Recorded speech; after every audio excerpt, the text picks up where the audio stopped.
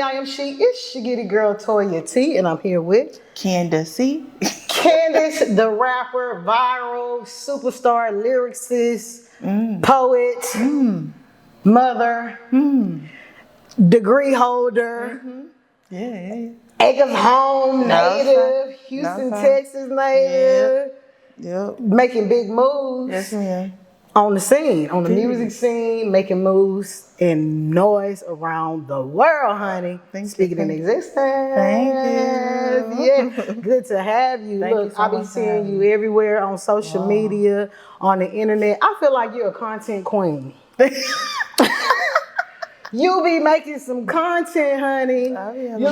You're a woman of many different faces. You'll look one way and then snap, and you look totally different, honey. I think that's a good thing, though, because you can be whoever you want to be and dress up however you want to dress up. That's right. That's right.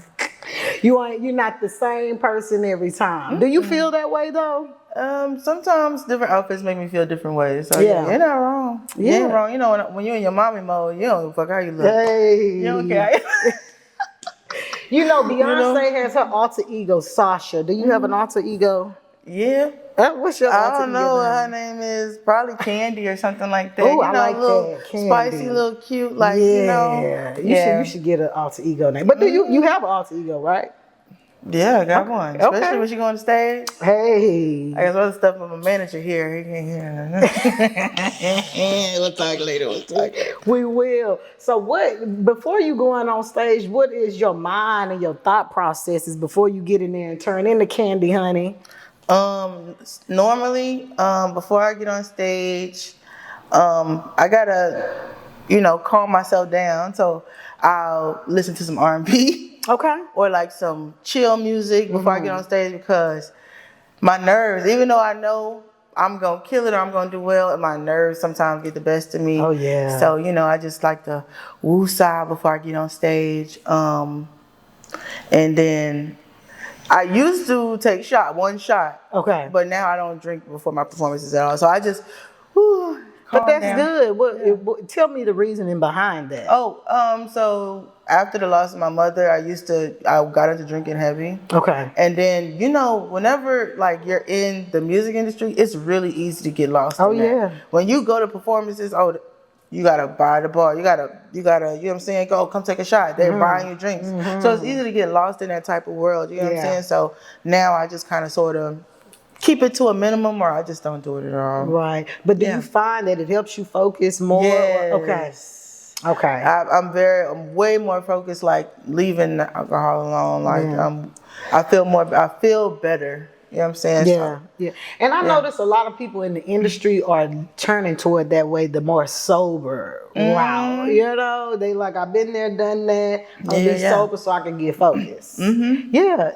Look, we already jumped in for the people that's watching and may not know. Can you give them a little brief background on who you are, what you do, and what you represent, honey? Okay, so what's up, y'all? I'm Canda'ce. I was born and raised in Acres Home, Houston, Texas. I ain't represent where I'm not from. I was born and raised there. Okay. Both of my grannies on both sides. I'm from Acres Home. Okay. Graduated from Texas Southern University. Oh, Tiger, me too, honey. Oh, yes. So, I stand for, body positivity. I stand for black, uplifting, pro-blackness. I stand for the black women. I stand for every section, every piece of the black community. And I stand for doing what you got to do when it's time for you to do it, making your moves and being confident in yourself, having self-confidence, and just being the best person you can be wherever you are in your life. So that's pretty much what I stand for. I'm a rapper, poet, creative, content creator queen, as she said. Hey. So I wear many hats, mother, you know what I'm saying? So yeah, and that's me. Yes. So what came first? Obviously being a mother. Maybe not obviously. No. What came first? Poetry. Wow. Poetry came first at 7. My father was a creator, so my father wrote books. He wrote poetry and he wrote, different things. So my father was a poet, and I found his book of poems. And once I found it, that sparked something in me. So I started writing poetry from 7 to 15. Okay. 15 was when I recorded my first song. Wow. Right. But and what was the name of that? Oh, Lord, that's embarrassing.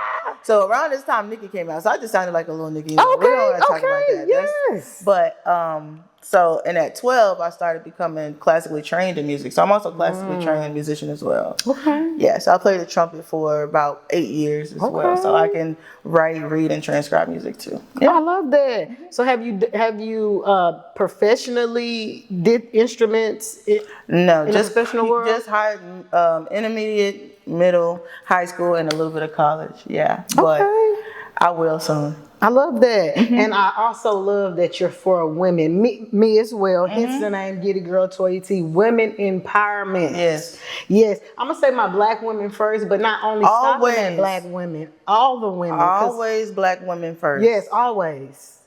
Always. Because I want to, let's uphold the girl code like the men uphold the bro code.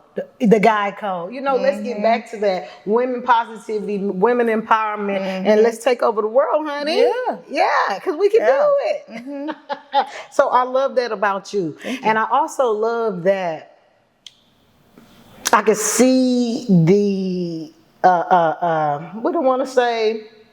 Your experiences with your dad and how you watched him write poetry, and now you have children of your own. So how important is that for them to see you on your journey and you rapping, writing poetry, just being a mother of all trades? Well, I feel like it inspires them. You know, like I put them in my music videos. Oh, really? Yeah, I put them in my music videos. I have them like when a lot of times when you see content queens, my son's behind the camera directing that. Sometimes he directs it, like and stuff like that. Like it's really putting a spark in them. My daughter wants to be a voice actor, and she's really good with making graphics and stuff like that. My son is really good with making things with his hands. Like the creativity just continues to like grow inside them, and I just want to push them. Like whatever it is you want to do, yes, I'm behind you. Yes. Like whatever you need, I'm behind you. Because guess what? I'm doing it too. Yes. So you know, creativity. I feel like it comes in many shape and form. For sure. Them seeing me being creative and pushing to what I want to do, because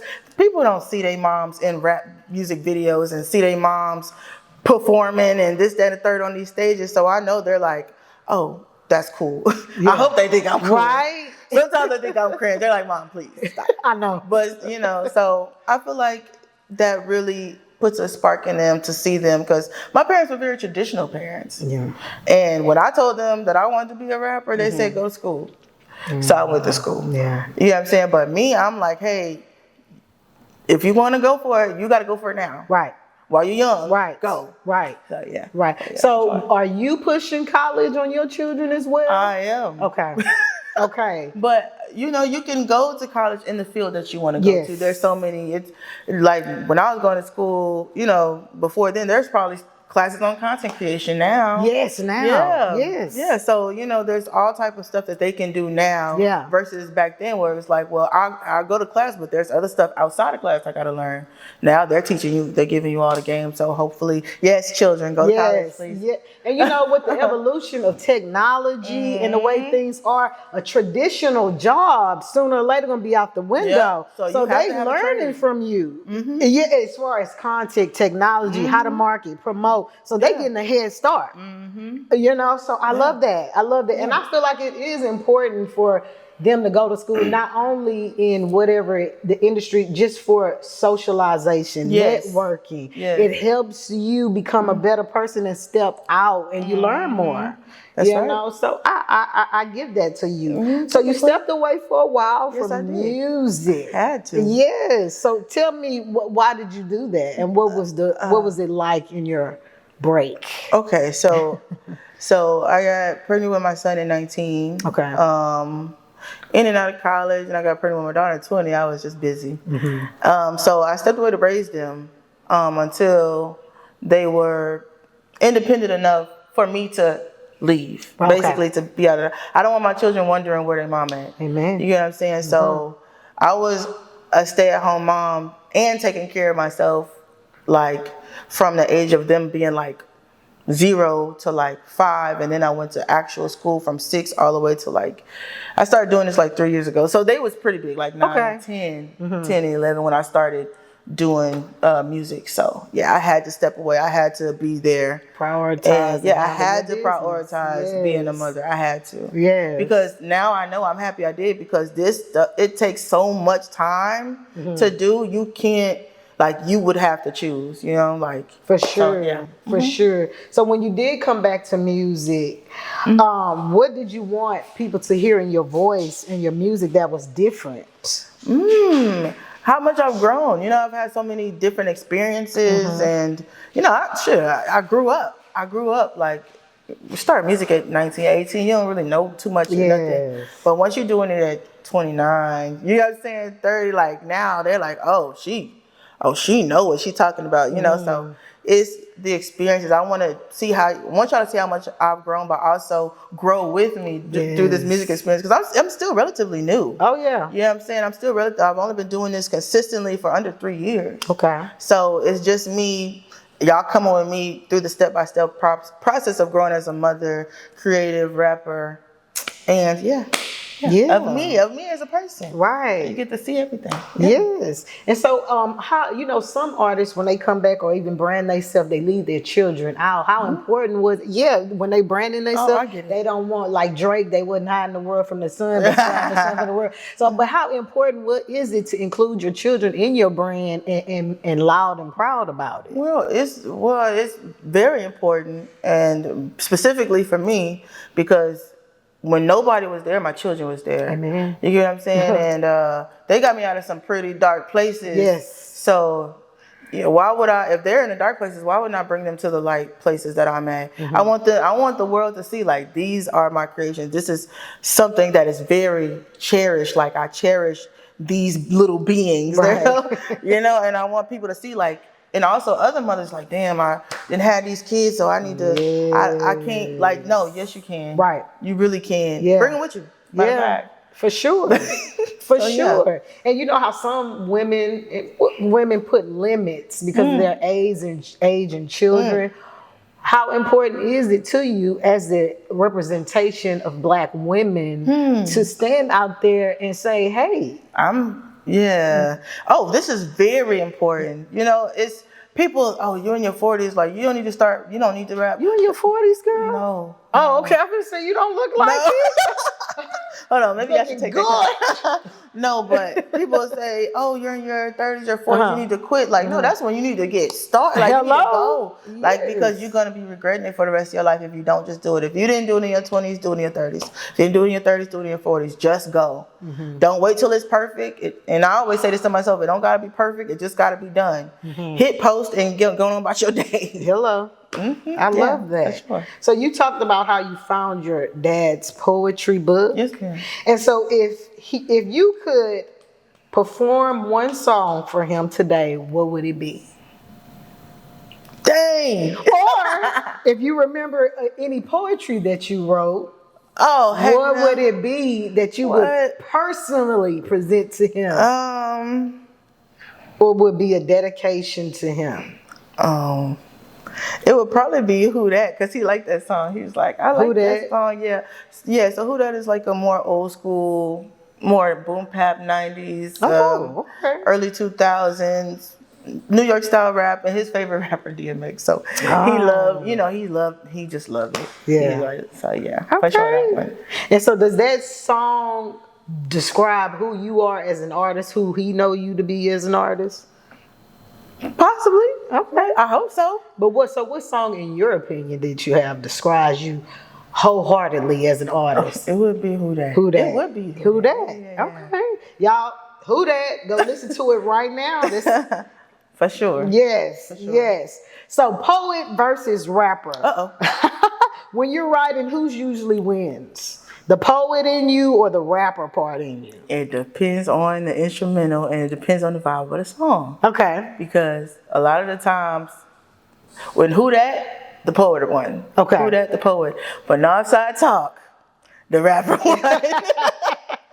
So you'll hear things, when the poet wins, you'll hear certain things that you're not going to hear in rap. You're going to hear me mentioning Edgar Allan Poe. You're going to hear me mentioning like certain things that only poets would get. Right. You're going to hear personifications. You're going to hear metaphors, similes. You're going to hear automatopoeias. You're gonna hear all these different things, and you're just like, this bitch do poetry. Right. So, but rappers, you're like, oh, she's cut and dry. She's not playing at all. So you get a balance of me in most songs, but songs like Who That and those like the polarization of those songs, you can tell, oh, she's either on this end or that end. So Right. yeah, but sometimes, most of the time the rapper win, but sometimes you'll get the poet side of me and it'll be, yeah. And I can see how being a poet can go hand in hand with being a rapper. Oh, yeah. Because you have to be a writer and put the words to make it right. But how does the rapper side of you challenge that poet in you? Sometimes, because sometimes, especially when it comes to writing Houston songs, and I was talking to myself about this last night because I'm crazy. I was talking about how when you're writing Houston music, you don't really need, or Houston inspired music, you don't really too much need similes, metaphors. You need swagger. Yes. So the rapper is always going to win when you're writing Houston rap. For sure. But when you're writing New York style rap, the poet is going to win. The poet's going to win every time. So yeah, but me challenging the poet, I would never, as a rapper, challenge a poet. Okay, I love that. I would never do something like that. Wow, I love that. So I hear you saying New York style. So you have a diversity of music Yes, that ma'am. you. Okay. So what's the New York style song if we go and listen to that you have out? So I have two that's out. So I have Who That is a little bit New York style. Okay. And also the other song is called Majin Wu. So it's like a freestyle straight through, and it's very bars on bars on bars. So you got that more poet, like you got to listen back to it. You got the double entendres and stuff like that. So I feel like those New York style poetry songs, you're going to hear them. It's gonna shine more through in Majin and Who That. I love that. Yeah. And was that your plan as an artist to be diverse, or did it just come like that? It kind of sort of just happened because all of that stuff was instilled in me. You know what I'm saying? Like DMX. Yes, my dad loved DMX. I grew up on 50 Cent, Eminem. Oh yes. So me too. All of those rappers like inspired me. So you'll hear them shine through my music sometimes. So yeah, and I think that's good because you're not putting yourself in that H-Town box. Because they'll keep you there. Yes, they'll keep you there. They're like, oh, I don't want to hear that. I'm just like, bro, I will. And you're so much more talented than Houston. And a little bit off the subject, but on the subject about Quiet Money Dot. Love him. I love him too. He's good. He's a lyricist. Like he's got that H-Town rap down. He got it. But I also said though, even though we need that, that's a breath of fresh air. Do you think that he's put in that H-Town box? He's a Houston nigga. Like Yes. he's a South Side. That's what he knows. You know what I'm saying? And I feel like he brought that nostalgic feel back to right now. That's what makes him so special because he did it so authentically. Because he's also up in age like me. Right. So this isn't something that he's seeing somebody else do and mimicking. He was actually a part of that culture. Right. And that's what makes it so special when he does it.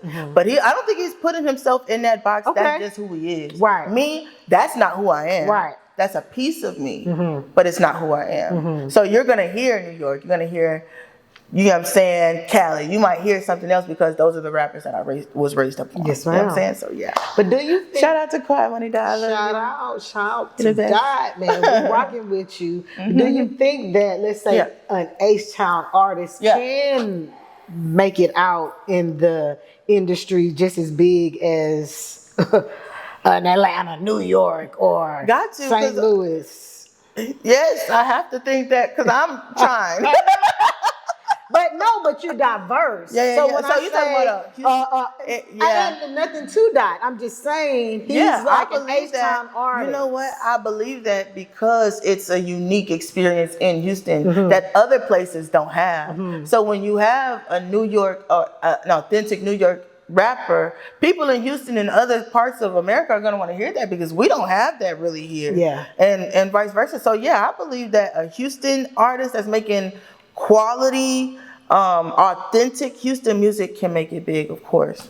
Then I'm praying on it. Right? We need that. Yes. And then they coming in, you know, and they're, even though we've been there, the world just needs to catch on. I feel like they're easing into our culture, easing into where we're taking it there. You know what I'm saying? So They need to hurry up. Right.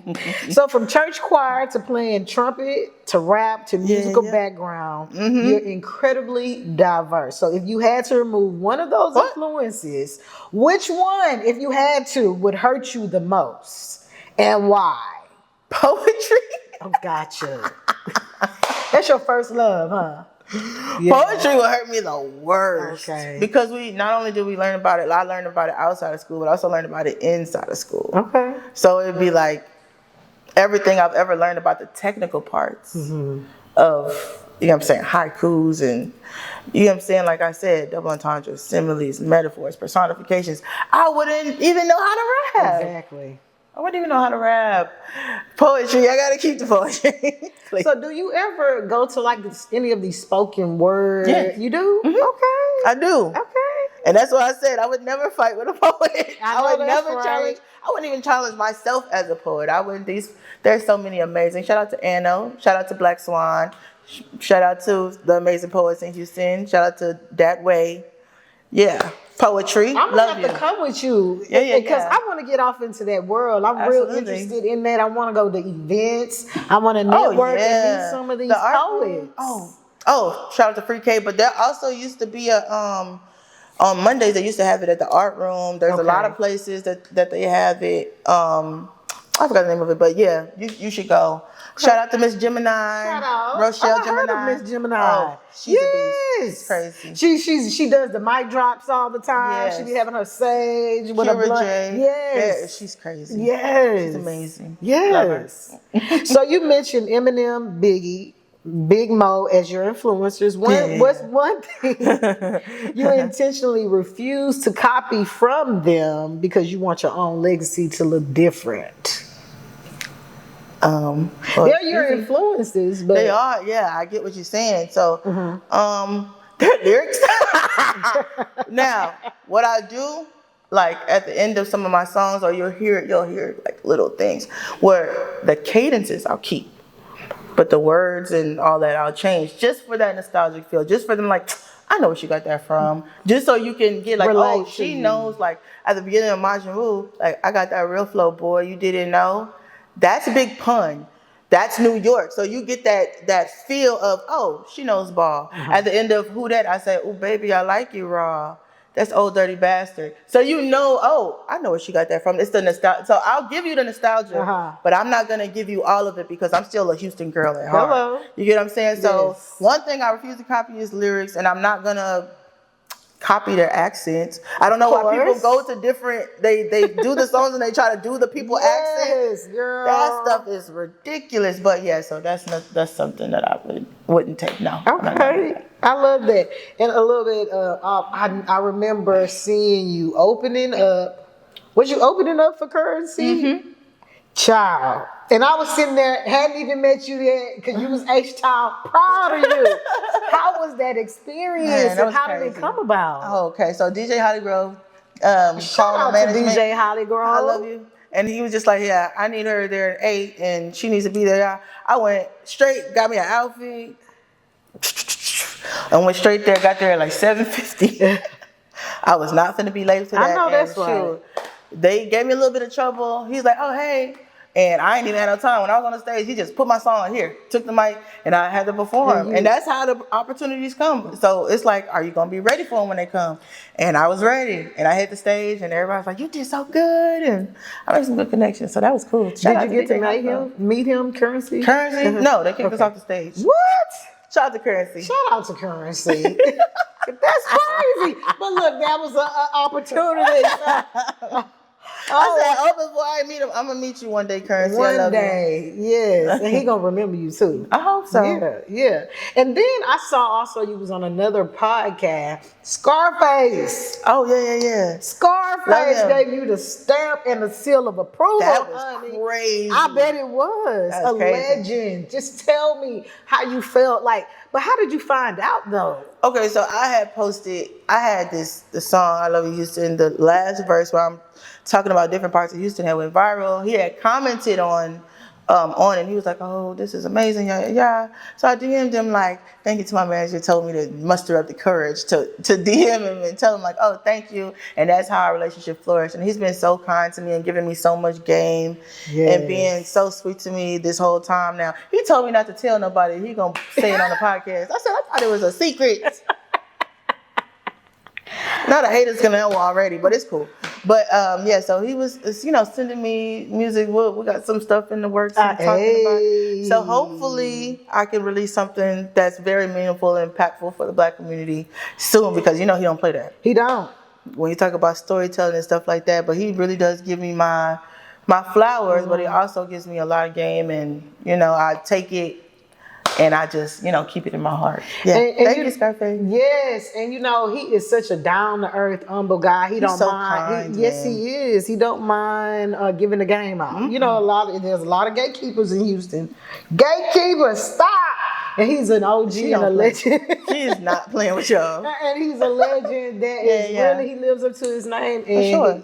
And how did you feel? I know you felt good, girl, but what was your... me and my manager was giddy. Jumping up and down. We were so giddy. It's kind of like already saying, we made it. Yes, like just seeing that and like taking all this time off from, it's like a full circle moment. Like you took all this time off. You're like, man, is people even gonna like my music? Like they probably gonna think, this old bitch, what she got going on? Like, girl, you have an identity crisis. But like seeing people that are up in age as well, even though they already, did their stamp in the rap community, I just feel like getting that recognition really showed me like, oh, you did the right thing. Mm-hmm. You did the right thing. That you're on the right path. Yeah. Mm-hmm. And that just gives me more gas to keep going. Like, I just want to prove myself even more, not only to myself and children, but to the people that came before me. Like, hey, y'all, look, the rap community is in good hands. Yes. Don't worry. Don't worry. Yes, sure. I love that. Mm-hmm. I love that. So you have gone viral plenty of times. So what's a quiet moment that you've experienced in your career that meant more than the viral moments, the views, the likes, and the share? A quiet moment? Yes, that nobody knew about. Taking the time off to write my project, for sure. Okay. The only person that I was even in talk with and speaking to really about it was my manager. He wasn't even my manager at the time. Okay. So the only person I was even talking to was him, and nobody knew. I stopped performing, I stopped posting, I stopped everything because I had to put something together that was special to me. Mm-hmm. Now, I didn't want it to be tainted by outside nonsense, you know what I'm saying? Yeah. So I just feel like that was very special for me, putting that together, because it just, I had to show myself that I could do it. Yeah. And you know what I'm saying? I had to do it better than I did it the first time. For sure. How can I improve, and how can I show people how much I've grown as an artist and a creative in this moment? Because I've been doing this for 2 years. I had to have learned something. Yeah. So being able to show them that I've grown as an artist is probably one of the most beautiful things that I could have given to my followers and the people that believe in me. For sure. You know how it's you versus you. Yes. How do you try to outdo yourself the next time? Is it every performance? Is it every single thing you do, or is it levels to it? How do you try to outdo yourself? Well, first, when it comes to lyricism and things, I realize that I'm growing as an artist. Like, when I start listening to my songs and I'm just like, I could really do better. Because at first, when you do a song, when I recorded Who That, this is the best song I've ever recorded. Ever. And then I'll listen to it like, damn, why I recorded like that? Mm-hmm. Why did I should have said it like this. I should have did it like that. So now I'm picking apart my songs. Now I'm realizing I'm growing. Okay, now it's time to write. Mm-hmm. So I'm writing. Now tell my manager, like, this is the song. Whatever it is you think this song was, this is the song. I'm going to record it. Okay, fine. He's like, okay, go. Mm-hmm. Fine. But so it's just like continuously seeing how the levels grow when it comes to like the wordplay, because I do consider myself a wordsmith, not just a rapper. Mm-hmm. So seeing that growth in myself, I'm realizing, okay, it's time to evolutionize. It's time to, what else am I going to do? Mm-hmm. And when it comes to performances, I started incorporating live instrumentals. I started, you know what I'm saying, adding little dances to it. I started, just doing more, because at first you can put 2 songs together and go perform. Yeah. Perform them. Yeah. You know what I'm saying? But Now I talked to my manager about it. Now I start making tracks specifically for this specific performance. So if you don't come to this performance, you're never going to see it again. Gotcha. So, and I put them together myself. So everything I do, whether it's me doing a call and response or talking to the audience or, hey, I'm right here at the House of Blues. Yeah. So they know like, oh, she made this track specific. Oh, she takes this shit serious. So, you know what I'm saying? Like one of my most recent things was I mixed one of my songs with Dirty Diana and I added bass guitar and electric guitar. Yeah. Cause I love me some Michael, girl. And I'm a Prince girl. Yes. I love me some Prince too. Yeah. I'll talk to you about Prince. Okay. But yeah, so it's just, incorporating and seeing, like, I saw Beyonce do that. I saw her mix those songs together. Yes. I saw her continuously evolution. As I said, I'm never gonna grow if I don't try to do something different. I need to do something new. So yes. I don't know. I don't even remember the question, but you answered that and it's time to grow. Yes, I feel it. It's like molting. Like, you know what I'm saying? Molting. And you just gotta get, like, I'm itching. I gotta go make something. He's just like, can you wait? No, I'm going. I can't wait. I gotta go. I heard that. So yeah, but yeah. So does he stay on you and then has a plan, or do he let you do your thing? No. Okay. He does let me do my thing, but stay on me, of course. Like, I'm not gonna lie. Like, I told him this, I texted him this. This is private information, y'all, and that's what's known. I was just like, you're the best person I've ever met, and he's great. He's amazing. So he stays on me. He believes in me, even when I didn't believe in myself. He believed in me, and he keeps me going. So that's why I'm just happy. He's my manager. And that's important to have those type of people in your corner, because you have those discouraging moments. Sonny. He's never discouraged me. I discourage myself. That's my job. No, I'm just kidding. But you speaking the truth. But definitely stays on me and puts things into my perspective. Makes me think about things, because I'll just go. But he helps me with the business things. Like, hey, you can do this, but you got to think about this, this, and this. Gotcha. Me, I don't think. I just rap sometimes. So he's like, if you do it, please understand, we don't want to be in this type of situation. So he's very mindful of me and stuff like that. I love that. Yeah, so are you more of a, even though I know you're a poet, are you a writer or a freestyler? Which one do you prefer? I can do both. Sure. I started off freestyling before I started writing, and that's how I found out I could rap at 13. Okay. So I can do both, but I prefer to write. Okay. But I can do both. Okay. Yeah. Have you thought about also, or have you been a ghostwriter? I would never do that. Oh, really? I was offered that. I would never do something like that. Why? Because why would I write for you? Right. You have to write for yourself or do something else. That's not fair. But I got offered somebody who was more conventionally attractive to write for them. They had a such and such amount of followers and the whole spiel, the BBL, light skin, yada. Gotcha. And I'm just like, they're not gonna believe that you wrote. Right. There's no way that they believe that you wrote who that. No way. So would you ever consider doing it at any time? Okay. No. I can respect that. Pick up your own pen. Yeah. Sorry. It's already hard enough for me. Yeah. Like, I'm plus size, dark skin, up in age. Your words coming out of the mouth of a total opposite person. Yes, you'll be fine. I promise. You can spew gibberish and the people will still love you. Just go on. Child, listen. If you could sit down with your 16-year-old self, the girl writing poetry and recording your first record, what's one advice wouldn't you give her? She wouldn't. Because it's a lesson she had to learn, and you would rather for her to learn it than for you to give your younger self that advice. Well, because you know you're going to, first of all, would you listen? Would your younger self listen to you? To me? Yes, yeah, she would listen. Okay. If she saw me, the state of me, she would listen to me. Because she was like, oh, yeah, you've been through some things, haven't you? But you know what? I'll be real. One lesson I would not give myself, because, well, I want my kids. So I would say, I wouldn't say nothing about my About baby your daddy. kids. About I your wouldn't baby. say nothing about that because I love my kids. Yeah. What else would I say? What else would I not tell her? I think 16-year-old me, all right. I'd say finish at Lamar University maybe and get your master's at TSU. But other than that, that's it. What? It's predominantly white. Never mind. Right. Don't do that, girl. Right. Tell her to go to HBCU. Go to TSU, girl. Yeah. Yeah. What did you get your degree in? I got my degree in communication. Hey. Yeah. Mine's RTF. Period. Yes. So we was in the MLK building. Yes. Hey, MLK daddy.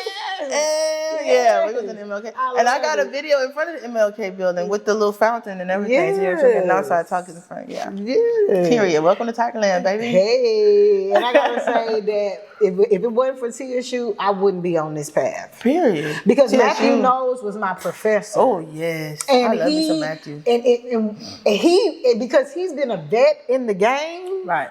I said, and when we did our final project, he said, have you thought about being in radio or doing this or that? I had never thought about that. I'm strictly production, behind the camera, production and all of that.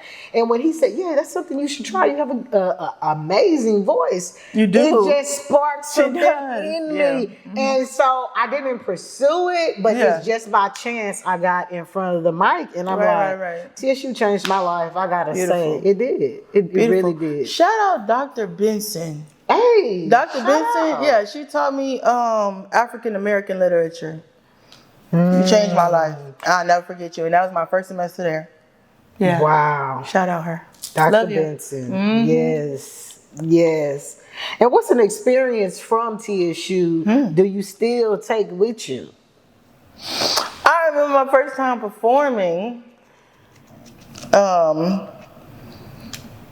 at the Com Week. Remember we had Com Week? Yes, they still have. And they had the performance, which I didn't even get to perform this year. I didn't even know they had nothing. Yes. But you know what? It's all right. Y'all call me next time. Right. But yeah, I performed there. I got to perform for Matthew Knowles, and I think Just Brittany was there. He had a girl group of 3 girls. Yes. I believe that Sonny the Rapper was in that group. You know Sonny the Rapper? Yes. I don't know it personally, but yeah. So I saw them, and I was inspired by them as well. So, nice. That's very nice. Yeah. So seeing them and his girl group and all of the other artists, like, damn, there's some talent at TSU. Mm-hmm. It was some talent at TSU. But yeah. Shout out to them. Shout out to everybody. Shout out to Just Brittany. Period. Yeah, Love she y'all. was in the group too. Just Brittany was not. No, Johnny Blaze. Johnny Blaze, and it was Sonny the Rapper. Period. Yeah. That's good. And I wanted to start out as a girl group. Right? Oh, you did? I did, but nobody wanted to be in a group with me. Because we came up in the time where there were groups. Yeah.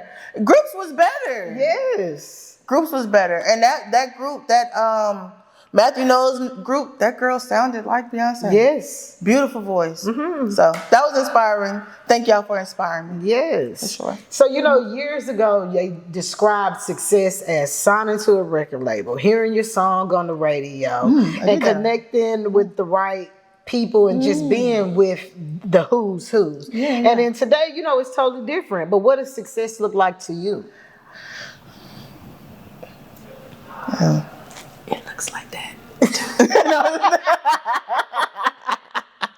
No, but this type of success, like connecting with the right people and, you know what I'm saying, just being around people that believe in you. You don't have to question it. I don't question if my manager believes in me. I don't question if I believe in myself or stuff like that. So it's really having that full confidence to move forward. Gotcha. You get what I'm saying? So successfully getting somebody that will be on, like, bro, getting a manager in this as an underground artist Lord. is probably impossible. It is. Because you can't really, is that an ice maker? You see that ice maker? I was begging him out of his drink. So, but getting a manager as an underground artist is because you can't pay him. I mean, what? So it's really just like somebody that just really believes in what you want to do. I feel like that's successful in itself, and I feel like it can only go up from here. Mm-hmm. So and then the money, we get money for sure. And then having a manager that's knowledgeable and know how to get you to where you need to get. Because I'm not going to say any names because I fool with a lot of people in Houston. They up there. Up there, but their management and their team, they don't have the know-how to get them to that next level. I mean, they have songs that's been around the nation.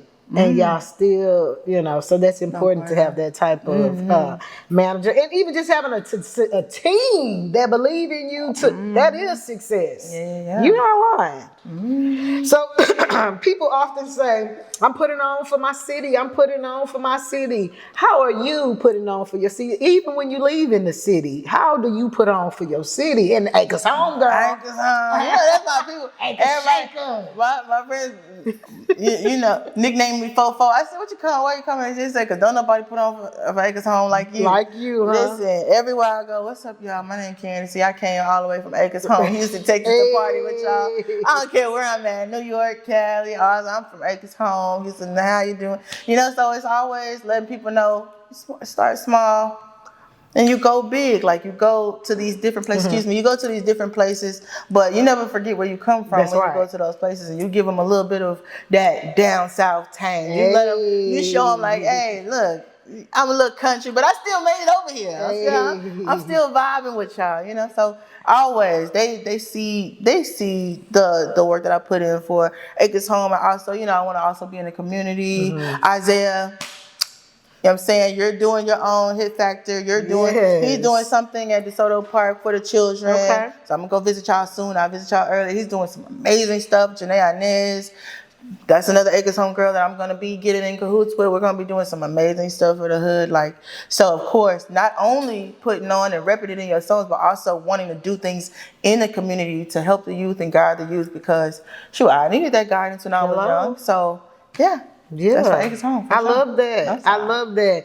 And so, what city or what performance that you've been to and performed at that you were surprised at the acceptance and the success of the show? Where did you go, and who received you at the most at the top? It had to be New York. New York? It had to be New York. New York? That was crazy. Okay. New York, that was crazy. How was that experience? Bro, they was like, oh my God, you're so good. Like, where you from again? Right. Houston.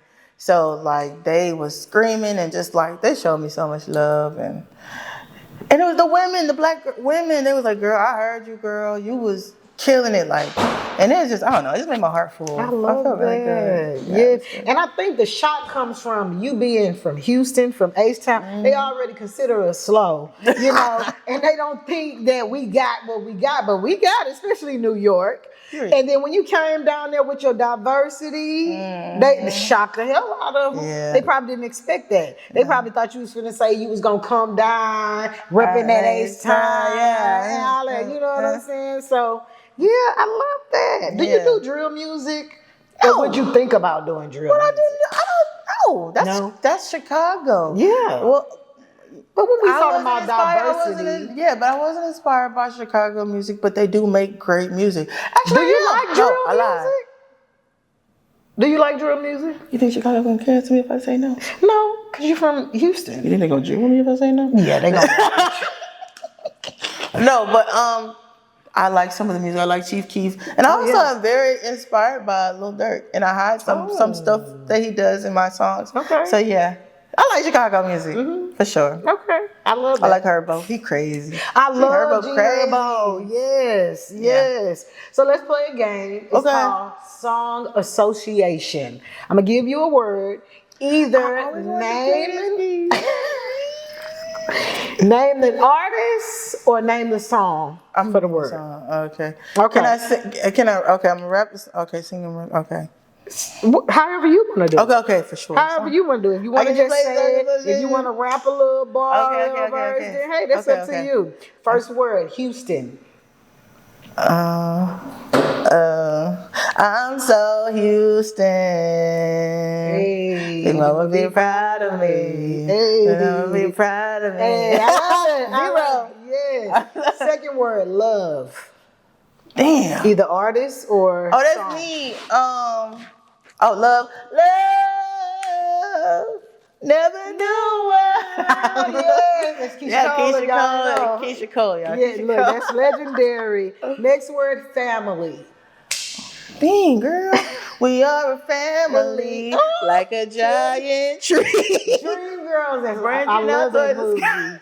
I love that movie. Next word, pain. Pain. Hey. My man. Let's see. Baby down there. Remember artists or Mo or 3. song? Okay. You ever felt some pain? He said, what is it? You gotta cut the lights off when it's time to slide. You know what I'm talking about? Y'all know, they know what I'm talking about. They know. Victory. Victory. Mm-hmm. Victory. It's me, raised off of South Victory. You know I'm the champ. Yeah. Hey, shout out to H-Town. Shout out to H-Town. Shout out. Period. Next word, church. Church. Mm-hmm. Your face. You know what I mean? To a mob. What's a mob to a king? Okay. Yeah, to a non-believer. Hey, it's Frank Ocean, huh? Yeah. No church in the wild. Hey. Tears on the mausoleum floor. Yeah. Blood stains the Coliseum doors. Yeah. Hey. Jay-Z. Jay-Z. Okay. Summer. It's a midnight sun kiss that's in my heart. Summer isn't over yet. Zara Larson. Okay. Never ending midnight sun. Yes. Money. Yeah. You get the money. Dollar bill, y'all. Yo, If you are from where I'm from. then you must know. Yeah. And I gotta get. I'm trying to get. Yeah. Get yours in a 6-4. Yeah. Home. Home. When I think of home, I think of a place where there's love overflowing. Yes. You got legacy. Last word.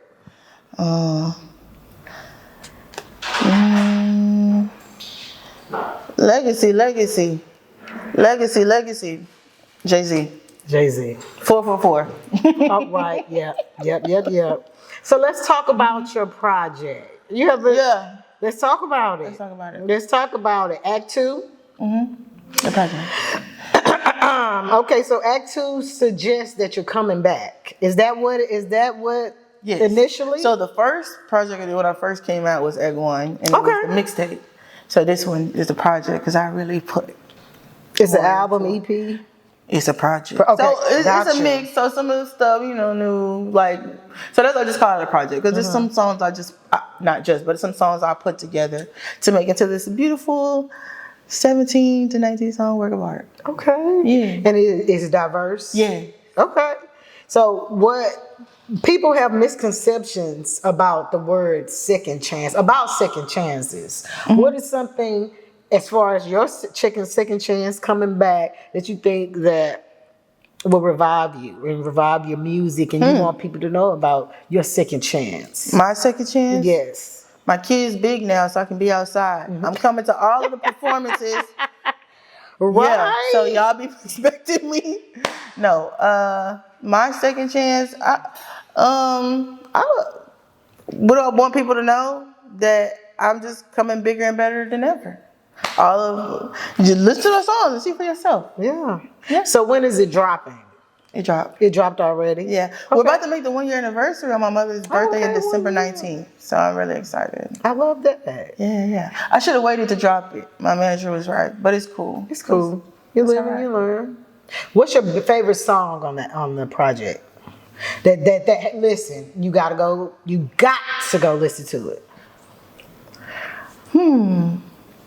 My favorite song, and also a lot of people surprisingly like this song a lot, but I have to say Me Versus Me.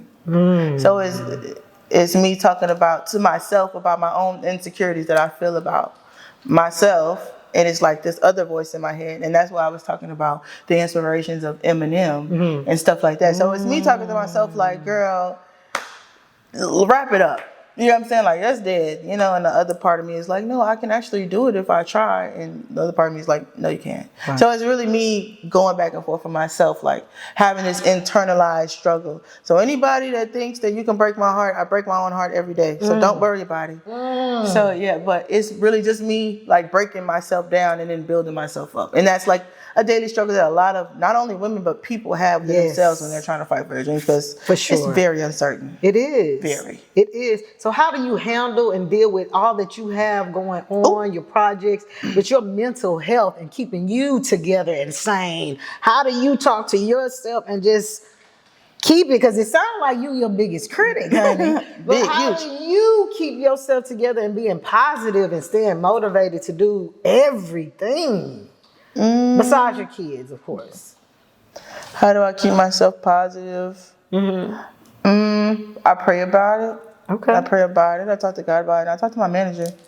He's very inspirational, and he's very much like, he's more task oriented, but staying on his task makes me realize I have something to do. So stop complaining and get to work. So yeah, so I talk to God, talk to my manager, pray about it, maybe crash out a little bit, and that's it. Would you consider yourself a crash? No. No. We'll talk later. Okay. You live multiple lives. You're a daughter, a mother, a student, a rapper, a poet. Which version of you taught you the most and why? Mother. Yeah. Being a mom taught me a lot about patience, being kind, being understanding, stuff like that. Things that I needed to deal with the people of the industry because they stink. I'm just kidding. No, but yeah, these are things that I needed. I needed all of this, but a lot of the things that I learned from being a mother, I need now. So when I edit my videos, when you see me, I was actually editing my daughter's videos first for her YouTube channel. Okay. So that's how I learned how to edit. When you see me making things with my hands, I was making posters and stuff for my kids. So now you get to see me make other things like backdrops and stuff like that. So yeah, it's just full circle. Full circle. Yeah, parenthood taught me a lot. That's why I'm so self-reliant and like a one-woman show. Right. Like I can edit, I can dress myself, I can do my own makeup. That also, I can do my own hair, probably because I was broke, but also because, you just have to learn those things. Yes. So I say motherhood. Right. I love that. Yeah. I love that. And then it's like, did you plan to be a mother? Did you plan it?